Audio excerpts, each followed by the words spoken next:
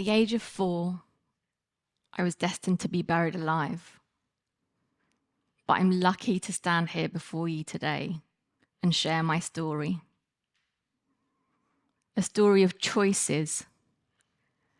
Choices imposed on me, experienced by me, then made by me.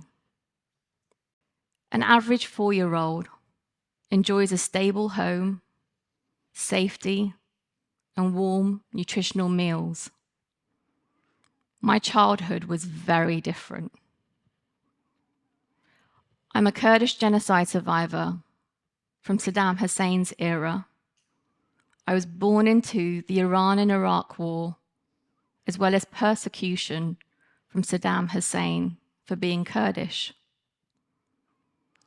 I dodged mines, bombs, and bullets, and saw injured bodies that no child should see. I knew death was always around the corner. To this day, the sound of fireworks, a form of celebration. But for me and many conflict survivors, it resembles the sounds of dropping bombs and missiles.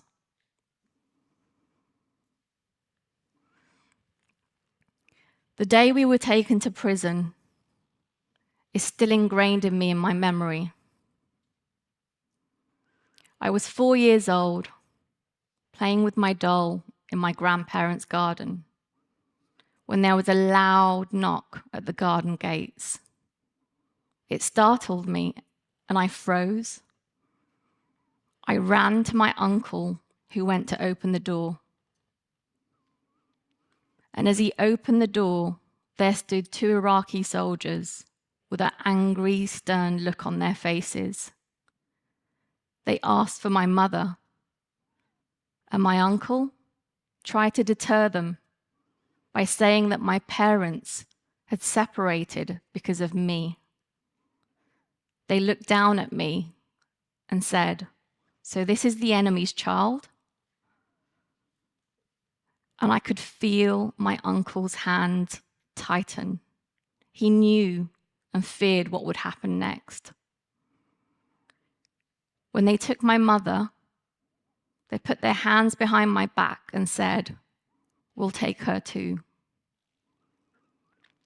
My family's cries and begging didn't help.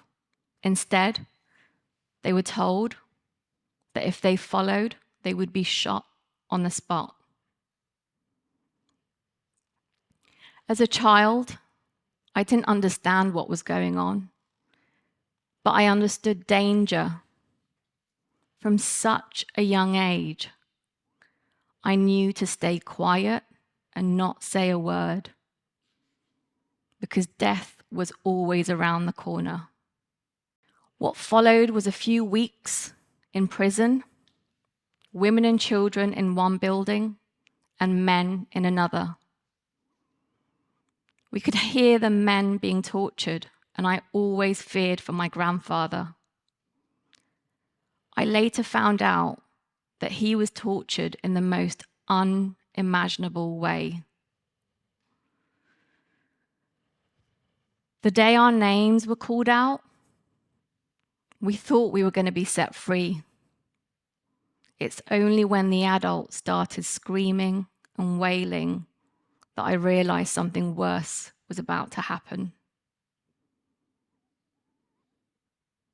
As we were taken outside, the buses were there with 2 diggers in front of them.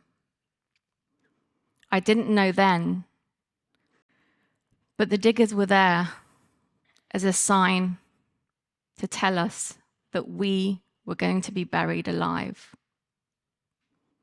The adults dropped to the soldiers' feet and kissed their feet and begged them not to kill us.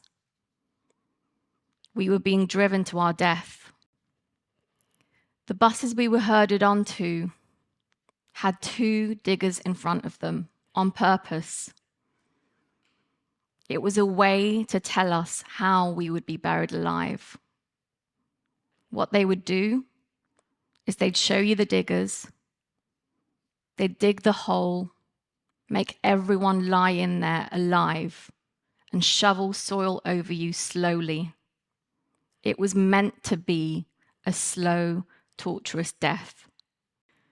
Once inside the buses, those screams and wails from the adults all turned into silent whispers and prayers.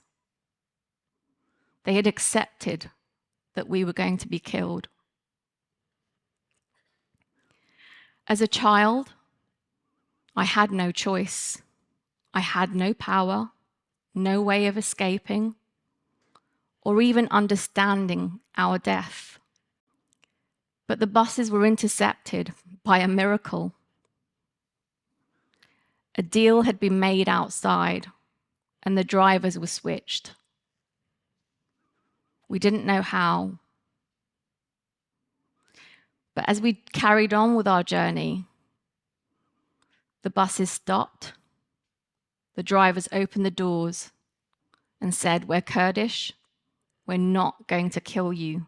We're here to rescue you, but you need to disappear as if you're dead." Those drivers risked their lives. They made a choice. They made a choice for a busload of innocent people to save them. They made a choice for people like me that didn't have a choice. And thanks to them, I'm standing here in front of you today. In my young adult life, I faced another type of prison. My early marriage at the age of 19. Over 6 years, I lost my friends, my freedom, and my way of making decisions. Coercive control, a crime in the UK, stripped away my freedom, but also left me crippled in fear. I was afraid of speaking. I was afraid of looking at anyone. I was afraid of making my own decisions. He threatened me with death if ever I left, and I dared never to leave. The shame of such a marriage silenced me. Lifeless, ill, and only bound to keep my son alive. In 2008, there was a work event, and I really wanted to go because I'd never been before, and I wanted to show my face just so I wouldn't raise suspicion over my constant absence. So I begged him to let me go, and he agreed. But he gave me a camera and said, "Take photos of the night." I didn't understand, but I took the camera and I took photos. When I got home, the first thing he did was take the camera and look through the pictures. And there was a team photo with a man standing next to me. He fixated on this man and said, "Why is this man standing next to you?" And in that moment, I don't know why, everything just went silent and still. His shouting was silenced by my internal questions. I asked myself, "Taban, do you want to live like this for the rest of your life?" My answer was no. And with that, I looked at him and said, "I don't care if you kill me. I don't care if I die. I'm not spending one more day with you." That night, I decided that even if I died, I would still leave. I realized that I had a choice and only I could make that choice to act. Despite this being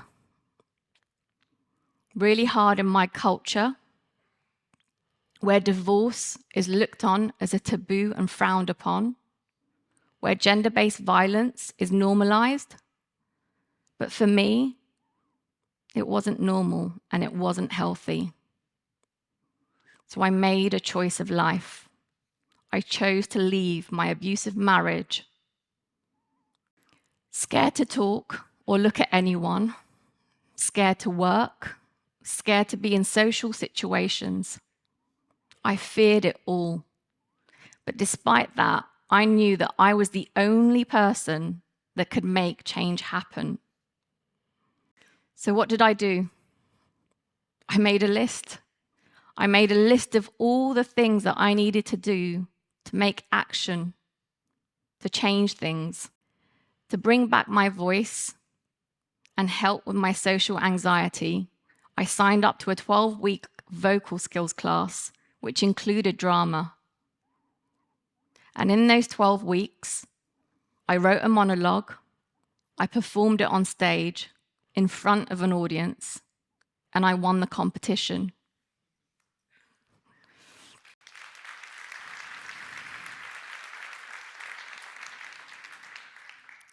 After coming off stage, I cried and realized that it was only me that could make things happen.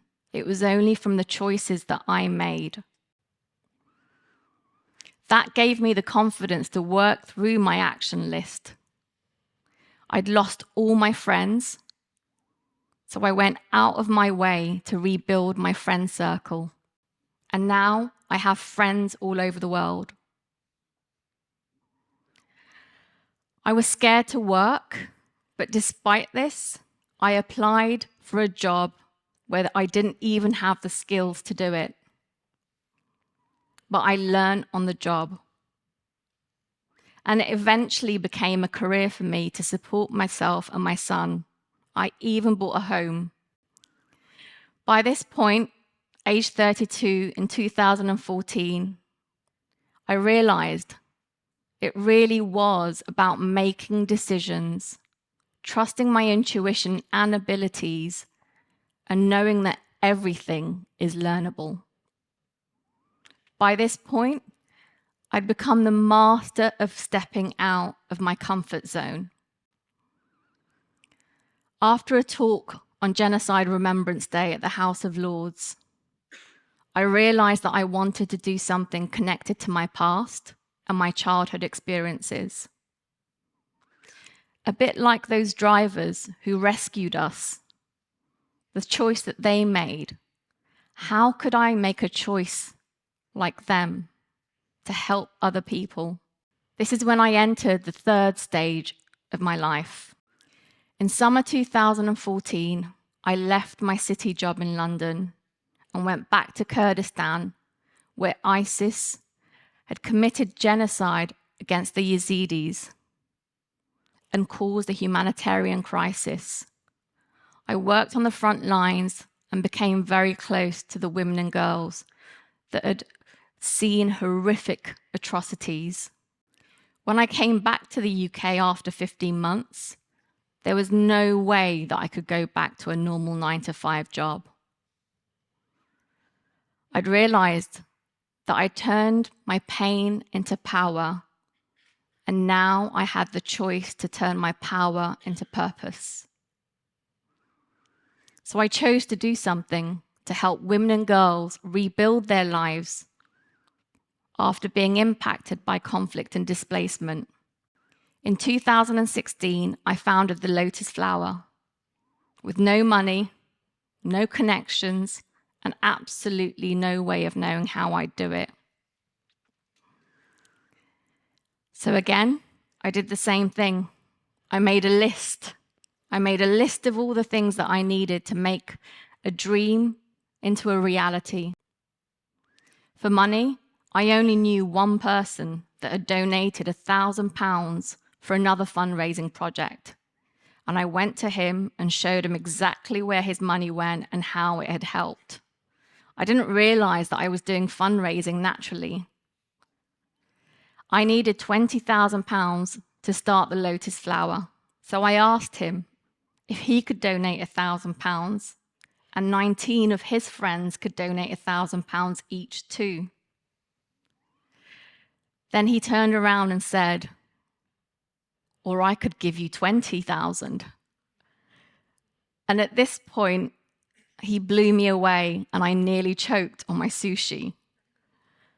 I realized that people had money to give for good.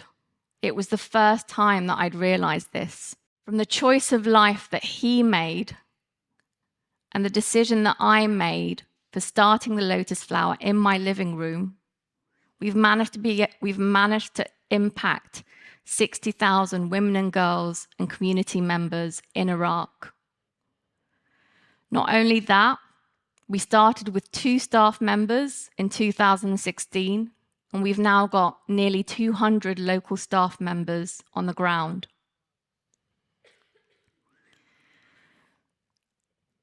Our aim is to ensure that women and girls are safe, financially independent, and leaders in their own community.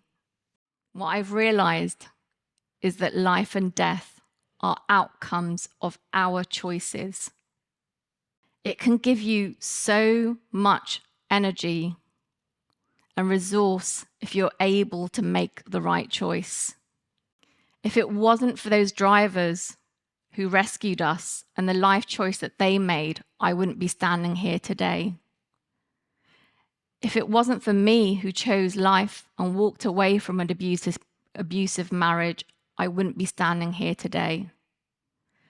And if it wasn't for the choice of life for our first generous donor, then the Lotus Flower wouldn't be changing lives today. As a single mother who was ill, who had experienced so much trauma, I chose to give back and help women and girls rebuild their lives. Having our life in danger forces us to make choices. Why? Because sometimes there is no other choice. The ability to make a choice of life is always there. Maybe we're not obliged to wait for our death to make such a powerful act of liberation. So instead of waiting to face death, how about making a choice of life? What choice of life can you make that can help you make your life better, but also the lives of others? Thank you.